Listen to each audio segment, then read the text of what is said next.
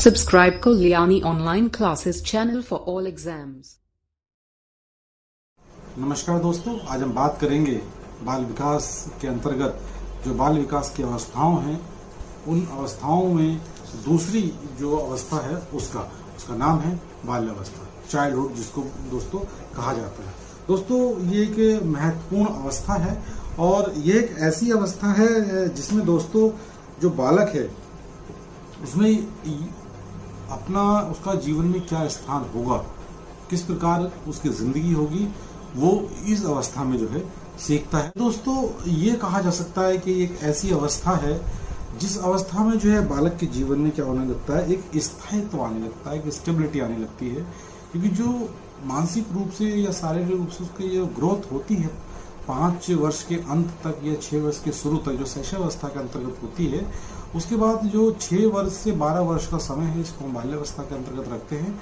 और इसमें क्या होता है, स्टेबिलिटी आ जाती है बालक के जो शरीर में या हर चीज में जो है स्थायित्व सा आ जाता है। बालक बहुत धीमी गति के साथ ग्रोथ करता है। दोस्तों, आज हम बात करेंगे इसी टॉपिक पर, बाल्यावस्था। और दोस्तों, मैं आपसे कहना चाहूंगा कि आप मेरे चैनल को सब्सक्राइब करना ना भूलें और आपको ये वीडियो अगर पसंद आए तो आप इसको लाइक भी करें और अपने दोस्तों के साथ अधिक से अधिक शेयर भी करें। तो दोस्तों, बाल्यावस्था की अगर हम बात करें तो जो बाल्यावस्था है ये जो 6 वर्ष से जो है 12 वर्ष तक के बीच का इसका समय माना जाता है।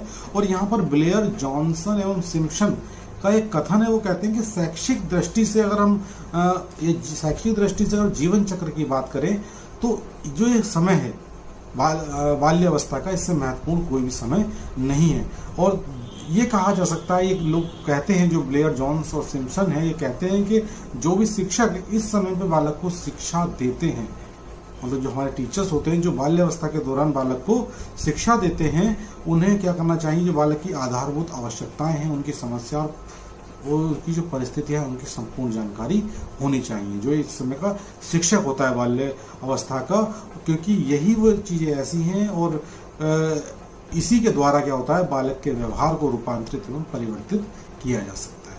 तो शिक्षक हमारा ऐसा हो जो हमारे जो बालक है उसको उसकी आधारभूत आवश्यकताओं के बारे में और उनकी समस्याओं के बारे में भली भांति परिचित होना चाहिए।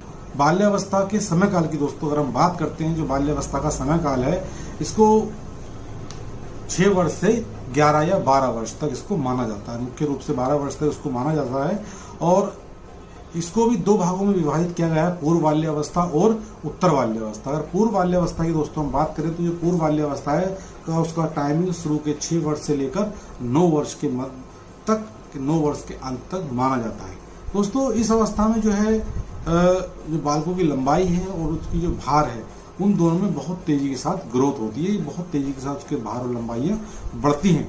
इसके साथ ही जो बालक होता है दोस्तों, बालक के अंदर जो तर्क करने की जो क्षमताएं हैं वो विकसित होने लगती हैं। या ये कहें कि बालक बहुत अधिक मात्रा में जो है, या बहुत अधिक जो है तर्क वितर्क करने लगता है। और इस अवस्था में जो बालक की सीखने की गति है शैशवावस्था के कंपैरिजन में तो धीमी रहती है, लेकिन उसका क्षेत्र जो होता है, उसका दायरा दोस्तों बढ़ जाता है। और वो शैशवावस्था की तुलना में जो उसका एरिया होता है, सीखने का जो एरिया है, वो चीजें बढ़ जाती हैं।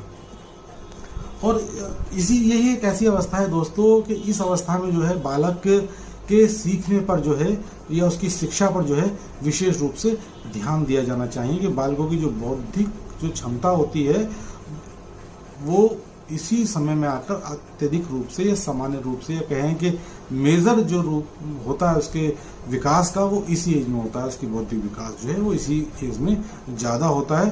तो जो है शिक्षा पर जो है विशेष ध्यान इस एज में दिया जाना चाहिए दोस्तों। और उत्तर बाल्यावस्था की बात करें तो जो उत्तर बाल्यावस्था का समय है वो 10 वर्ष से लेकर, या 9 वर्ष से कहें, 9 वर्ष से 11-12 वर्ष की एज तक माना जाता है। अर्थात ये समय क्या होता है, पूर्व बाल्यावस्था के बाद का ये समय होता है। और इस अवस्था में भी वही कंटिन्यू विशेषताएं चलती रहती हैं जो पूर्व बाल्यावस्था के अंतर्गत दोस्तों होती हैं। अगर हम दोस्तों बात करते हैं बाल्यावस्था की परिभाषाओं की या उन विद्वानों की बात करें जिन विद्वानों ने बाल्यावस्था के बारे में कुछ कहा है, तो दोस्तों सबसे पहले नाम आता है हरलोक महोदय का। और जो हरलोक महोदय हैं वो कहती हैं कि उत्तर बाल्यावस्था 6 वर्ष की आयु से लेकर यौन आरंभ होने तक 11 और 12 वर्ष के बीच होती है। मतलब इन्होंने ये डिफाइन किया है, बताया है कि बाल्यावस्था कब से कब तक होती है। तो जो है 6 वर्ष से लेकर 11 या 12 वर्ष तक, जब तक हमारा यौन आरंभ मतलब किशोरावस्था प्रारंभ होती है, जब तक ये आयु रहती है।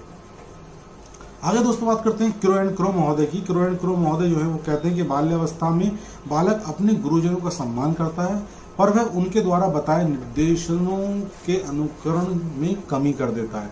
दोस्तों यहाँ बता रहे हैं कि जो बालक होता है वो अपने गुरुजनों का कहना तो मानता है, ठीक, लेकिन क्या करता है, उनका सम्मान भी करता है, और उसके साथ साथ लेकिन जो वो निर्देश देते हैं उनका वो अनुकरण नहीं करता।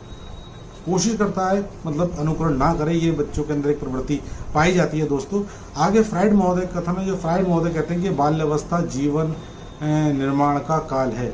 मतलब जीवन निर्माण काल, जो जीवन में बालक को क्या करना है, किस रूप में अपने जीवन को वो आगे लेकर जाएगा या भावी जीवन में क्या करेगा, ये बाल्यावस्था में कहा जाता है कि ये शेष अवस्था के जो अंत से ये जो अवस्था प्रारंभ होती है, और इस अवस्था में ये निर्धारित हो जाता है कि बालक क्या अपने जीवन में बनेगा।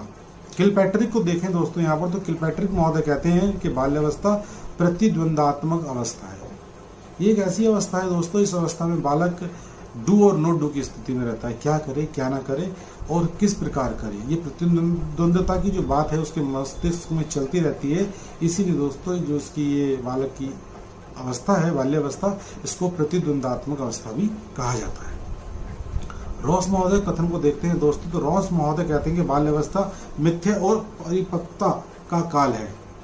मिथ्या मतलब झूठा, परिपक्वता मैच्योरिटी का काल है। बालक जो है जो चीजें मतलब नहीं है, या ये कहें कि एक ख्याली पुलाव पका लेना, है ना, जो बालक सोचता है कि ये चीज़ हो सकता है, मिथ्या चीज़ें हैं जो, लेकिन वो नहीं होता, वो ऐसा करे, यहाँ जाए वहाँ जाए, ऐसा करे, और चीज़ों के बारे में कल्पना कर लेना, वो करता है, लेकिन वो क्या करता है, ये चीज़ें उसके जीवन में सही नहीं होती हैं, या इस अवस्था को इसीलिए मिथ्या अवस्था भी कहा गया है। दोस्तों आगे बात करते हैं कॉल एंड ब्रूस की। जो कॉल ब्रूस हम कहते हैं कि बाल्यावस्था संवेगात्मक विकास का अनोखा काल है। संवेग रूप से बालक मैच्योर होना आरंभ कर देता है, और इसीलिए जो है इसको अनोखा काल कहा गया है। जो संवेग होते हैं हमारे, वो मैच्योर होते चले जाते हैं, उसमें हमारी जो स्थायित्व है वो बनता चला जाता है, इसलिए इसको क्या कहा गया, विकास का अनोखा काल दोस्तों कहा गया है। दोस्तों आगे बात करते हैं इसके उपनामों की, कि जो बाल्यावस्था है इसके उपनाम क्या क्या है। तो जो पहला इसका उपनाम है स्थूल संक्रियात्मक अवस्था भी दोस्तों इसको कहते हैं। जो बाल्यावस्था है अनोखा काल के नाम से भी दोस्तों इसको जाना जाता है। जो बाल्यावस्था है उसको अनोखा काल कहा जाता है। निर्माण काल भी इस अवस्था को कहा जाता है। उसके साथ साथ भावी जीवन की नींव का काल, कि भावी जीवन में बालक क्या करेगा उस नाम से भी इसको जाना जाता है। या अगले अगर इसके उपनाम की बात करें तो दोस्तों इसका अगला उपनाम है प्रारंभिक विद्यालय की आयु, भी इस काल को कहते हैं। अगर मान लीजिए इस प्रकार का प्रश्न आता है कि प्रारंभिक विद्यालय की आयु किस अवस्था को कहते हैं, तो उसका उत्तर है बाल्यावस्था। आगे दोस्तों बात करते हैं, इसको हम खेल की आयु भी कहते हैं। देखिए दो चीजें हैं, खिलौनों की आयु और खेल की आयु। जो खिलौनों की आयु है वो शेषावस्था है, और यहाँ खेल की आयु क्या है दोस्तों, वो बाल्यावस्था है। वैचारिक क्रिया की अवस्था भी इसको कहते हैं कि बच्चा अपना विचार प्रकट यहाँ करने लगता है, क्या और क्यों की जिज्ञासा तो उसके अंदर होती है, लेकिन वो वैचारिक रूप से भी क्रिया यहाँ पर प्रतिक्रिया अपनी देने लगता है। टोली दल समूह की आयु, बालक आपने देखा होगा दोस्तों कि इस उम्र में क्या होता है, बालक एक समूह बना लेता है। मतलब जो मोहल्ले वगैरह के आपने देखा होगा, उसी के हम उम्र बालक होते हैं उसके साथ रहने लगता है, टोली के साथ, या कहें उसके समूह के साथ, या उसको गैंग भी कह सकते हैं, गैंग एज भी इसको हम कह सकते हैं। मिथ्या परिपक्वता की आयु भी इसको कहते हैं कि बच्चा अपने आप को मैच्योर समझने लगता है कि वो मैच्योर हो गया है, लेकिन वो जो है उसको ये आभास होता है कि वो मैच्योर है, लेकिन वो मैच्योर होता नहीं है, तो इसको मिथ्या परिपक्वता की अवस्था भी दोस्तों कहा जाता है। आगे हम बात करते हैं प्रतिद्वंदात्मक समाजीकरण का काल, इसको जाना जाता है। और आगे भी इसके और उपनाम है, इसके उपनाम जैसे कि मूर्त चिंतन की अवस्था भी इसको कहा जाता है, जो हमारी बाल्यावस्था है। और इसके साथ साथ मूर्त चिंतन के प्रारंभ का काल, अमूर्त चिंतन के प्रारंभ का काल भी दोस्तों इसको यहाँ पर कहा गया है। इसी के साथ साथ कल्पना शक्ति के प्रारंभ का काल भी इसको हम कहते हैं। नाम है तीव्र शारीरिक क्रियाशीलता अभिवृद्धि का काल इसका कहा जाता है। इसको सामाजिकता के विकास का काल भी कहा जाता है। इसके साथ साथ इसको नए कौशल एवं क्षमताओं के विकास की वृद्धि का स्वर्णिम काल भी इसको कहा जाता है। उसको गंदी आयु, ये जो है 17 इसके उपनाम है। अगर बाल्यावस्था की विशेषताओं की दोस्तों हम बात करें तो जो बाल्यावस्था है इसकी प्रथम विशेषता है, इसमें क्या होता है कि बालक के अंदर जिज्ञासा की प्रवृत्ति पाई जाती है। बाल्यावस्था में बालक अक्सर हर चीजों के बारे में क्या और क्यों जैसे प्रश्न पूछता है, में जानना चाहता है, वो जानना चाहता है क्या है, ऐसा है तो ऐसा क्यों है। आगे बात करते हैं इसी में जो स्ट्रेंग महोदय है, स्ट्रेंग महोदय कहते हैं कि बालक अपने को अति विशाल संसार में पाता है और उसके बारे में जल्दी से जल्दी जानकारी प्राप्त करना चाहता है। ये दोस्तों स्ट्रेंग महोदय कहते हैं कि जब बालक शैशवावस्था से निकलकर बाल्यावस्था में आता है, वो विद्यालय जाना प्रारंभ कर देता है, तो क्या होता है कि अपने आप को एक विशाल संसार में पाता है। वो जानता है, पहले सोचता है कि उसका परिवार या इतना ही बड़ा संसार है, लेकिन उसको बाद में लगता है कि संसार बहुत बड़ा है। वो प्रयास करना चाहता है, वो अधिक से अधिक इस प्रकार के क्वेश्चन पूछता है कि क्यों है, कैसे है, क्या है। तो मतलब क्या, क्योंकि वो संसार के बारे में जानना चाहता है। बालक को रचनात्मक कार्य में विशेष आनंद इसमें आने लगता है। ये उम्र ऐसी है कि अधिक से अधिक बालक आनंद लेने लगता है और बालक में अनेक जो सामाजिक एवं नैतिक जैसे सहयोग, सद्भावना, सहनशीलता, आज्ञाकारिता का विकास जो है इस उम्र में दोस्तों होने लगता है बालक के अंदर। स्ट्रेंग महोदय कहते हैं कि 6, 7 और 8 वर्ष के बालकों में अच्छे बुरे का ज्ञान एवं न्यायपूर्ण व्यवहार, सामाजिक मूल्य, ईमानदारी है दोस्तों, ईमानदारी और सामाजिक मूल्यों की भावना का विकास बालक में होने लगता है। तो ये जो स्ट्रेंग महोदय यहाँ पे बताते हैं कि 6, 7 साल या 8 साल की उम्र तक ऐसा होने लगता है कि बच्चा अच्छा क्या है, उसके लिए बुरा क्या है, ये सब चीजें जानने लगता है और जो सामाजिक मूल्य है उसके अंदर उसका जो विकास तीव्र गति से होने लगता है। देखिए दोस्तों, अगर हम अगली विशेषता की बात करें बाल्यावस्था की, तो अगली विशेषता है कि बालक के व्यक्तित्व कैसा हो जाता है, बहुमुखी हो जाता है। मतलब एक सा व्यवहार बालक का नहीं रहता, उसका व्यक्तित्व नहीं रहता। वो जो है अलग अलग समय अलग अलग प्रकार के जो व्यक्तित्व है वो निकलकर सामने उसका आने लगता है। आगे बात करें दोस्तों, आगे बात है बालक अपने संवेग के ऊपर अधिकार रखना और अच्छी बुरी भावनाओं के में अंतर करना सीख जाता है। बाल्यावस्था ऐसी होती है, इसमें जान लेता है कि किस प्रकार का व्यवहार करना चाहिए, कोई क्या चीज अच्छी है और क्या बुरी है, ऐसी भावनाओं में अंतर करना सीख जाता है। क्या उसके लिए अच्छा है, क्या उसके लिए बुरा है, ये सब जो है बालक इस उम्र में आते आते धीमे धीमे दोस्तों सीख जाता है। आगे बात करते हैं इसकी अगली विशेषता की। तो अगली विशेषता में क्या है, बाल्यावस्था में बालक में संग्रह करने की प्रवृत्ति बहुत अधिक पाई जाती है। आपने देखा होगा दोस्तों कि जो अगर हम इस उम्र में अगर लड़कियों की बात करते हैं तो लड़कियों के पास जो उनकी गुड़िया होती हैं, एक नहीं कई प्रकार की गुड़िया होती हैं, उनके कपड़े होते हैं, चूड़ियाँ, कुछ कांच के टुकड़े, इस प्रकार जो प्रवृत्ति ये बच्चों के अंदर होती है कि चमकीली चीज को इकट्ठा कर लेते हैं। मतलब जो चीज शायद आप लोग या हम लोग देखें ना, लेकिन बालक के अंदर वो प्रवृत्ति जो है होती है, वो ऐसी चीजों को जो है जिसके प्रति उसका लगाव होता है उनको इकट्ठा कर लेता है। आगे दोस्तों बात करते हैं कि बालक की जो समूह प्रवृत्ति बहुत प्रबल होती है। बालक में सामूहिक खेलों में अत्यधिक रुचि होती है दोस्तों। इसको जैसे कहा टोली की कह सकते हैं, गैंग अवस्था इसको कह सकते हैं, है ना। तो और बच्चा समूह में खेलता है। अपने जो हम उम्र बच्चे होते हैं, लड़के लड़कों के साथ और लड़के लड़कियों के साथ इस समय जो है ऐसी एज में जो है अक्सर जो है खेलते हैं। अपने ही इस एज में जो बाल्यावस्था होती है, समान लिंग के प्रति बच्चे का आकर्षण होता है, तो और वो उन्हीं खेलों में रुचि लेता है जो सामूहिक होते हैं, जो वो ग्रुप में खेलता है। यहाँ स्ट्रेंग महोदय का कथन है कि ऐसा शायद ही कोई खेल हो जिससे 10 वर्ष के बालक ना खेलते हो। मतलब ये 10 वर्ष की उम्र तक, चाहे आप हो या हम भी हों, शायद ही ऐसा कोई खेल होगा जो उस समय खेला जाता हो और हम बच्चे उसको मतलब उस एज में ना खेले हों। तो स्ट्रेंग महोदय का यहाँ पर बहुत अच्छा दोस्तों कथन है।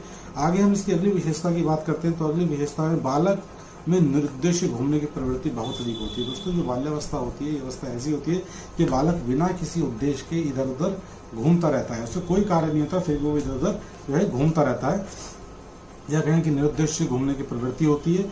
और जो काम प्रवृत्ति है दोस्तों, इस उम्र में जो है काम प्रवृत्ति की जो है न्यूनता होती है। जैसे शैशवावस्था में काम प्रवृत्ति बहुत प्रबल मात्रा में होती है, लेकिन यहाँ की अगर हम बात करें बाल्यावस्था की, तो एक ऐसी होती है बहुत न्यूनतम अवस्था में होती है। अगली विशेषता की बात करें, जो बालक की जो रुचियों में निरंतर परिवर्तन होता रहता है दोस्तों। है। जो उसकी बालक की रुचियां हैं वो समय समय के अनुसार कुछ ना कुछ थोड़े थोड़े समय के बाद जो है बदलती रहती है। जैसे कॉलन ब्रूस यहाँ पर कहते हैं कि 6 से 12 वर्ष की अवधि की एक अपूर्व विशेषता है मानसिक रुचियों में स्पष्ट परिवर्तन। मतलब जो बालक की जो रुचियां हैं वो समय के अनुसार धीमे धीमे परिवर्तित होती रहती हैं और जो निरंतर जो है उनमें परिवर्तन होता चला जाता है। ये एक विशेषता है बाल्यावस्था की। आगे दोस्तों हम बात करते हैं बाल्यावस्था में शिक्षा का स्वरूप। जो बालक की अवस्था है उसमें शिक्षा किस प्रकार की होनी चाहिए, आगे हम स्टार्टिंग में हम देख ही चुके हैं। इस वीडियो में कहा गया है कि जो इस अवस्था में बालक को जो शिक्षक पढ़ाते हैं उनका बहुत महत्वपूर्ण योगदान बालक की जिंदगी में होता है। मैं शायद लगता है मेरे को भी, आप भी ये महसूस करते होंगे इस उम्र में हमें जिन शिक्षकों ने पढ़ाया है आज भी शायद हम उन शिक्षकों को जानते हैं और उन शिक्षकों के द्वारा बताई गई चीज़ों के बारे में हम अच्छे से आज भी परिचित हैं।